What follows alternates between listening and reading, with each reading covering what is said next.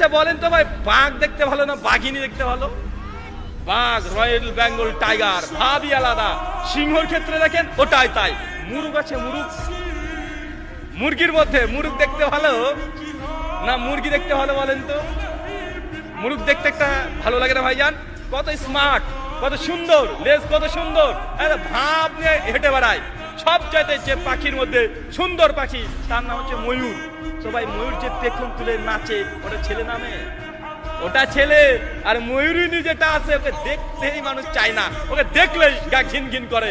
আরে গোটা সৃষ্টি জগতে আল্লাহ সুবহানাহু ওয়া তাআলা যত প্রাণী সৃষ্টি করেছে সবগুলো পুরুষ সুন্দর, কিন্তু মানুষের বাচ্চা মানুষ তুমি বুঝলে না, ওর মেয়ের পিছনে ছুটে বেড়ায়।